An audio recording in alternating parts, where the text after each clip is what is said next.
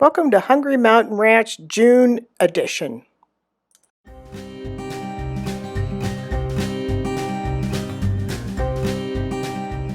Hi, this is Jeff.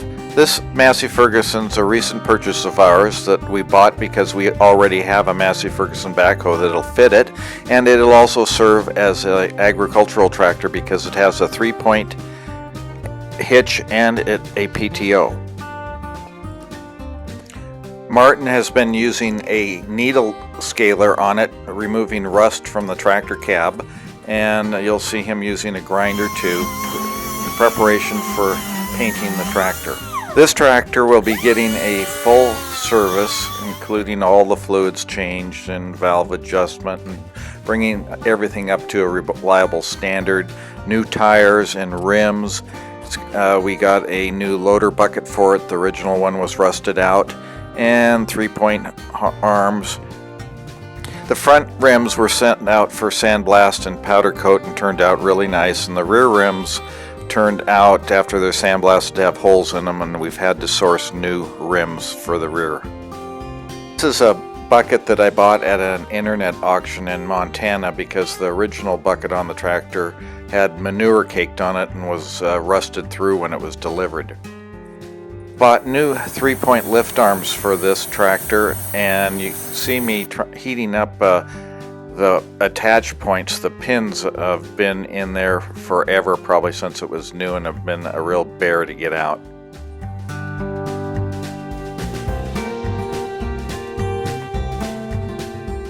Here's a reminder of what it looked like in May. So you're looking at some volunteer lettuce next to the phlox. Okay, I'm showing you my winter and summer squash and melons, peppers, eggplants. The tomatoes are by the metal fence post. There's sage in the foreground and my sugar snap peas. And the raspberries are coming along to the right. They're just have little green heads on them so far. Well, I've got some greenhouse corn that's the taller and some self-planted. Hopefully it'll be knee-high by 4th of July. We're looking at a big patch of potatoes alongside the tomatoes. They're really crowding them out. I have left a lot of sunflowers to shade some of the cooler weather crops of kale, cabbage, and broccoli that we're looking at here. In this row, I have onions from sets and onions from seed, and in the foreground a few leeks. And there's the garlic. It's sending up seed scapes. Some table grapes. And some Italian prunes. They're loaded this year. There's some strawberries in my little greenhouse to the right. In the distance, the sugar snaps. Every year I try an experiment. This year it's celery. I started this in my greenhouse and it's still small. My other experiment is with my leftover tomatoes. I just planted them along the deer fence and I'm going to tie them up using the fence, and we'll see how it goes.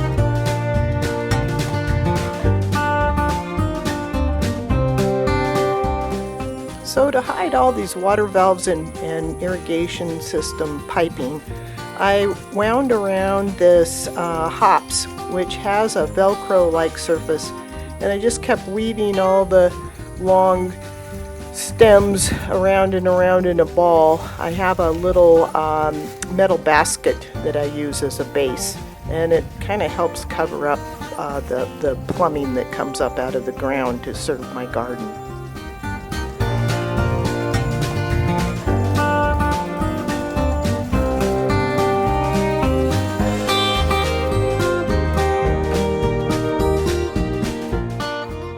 So in this shady spot, I use succulents, begonias, and feathergrass.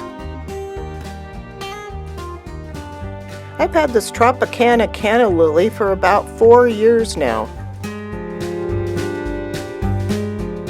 And the leaves is so inspirational, and it gives you a palette to choose from. I love the feathergrass, it adds so much motion. Here's some other plants I use.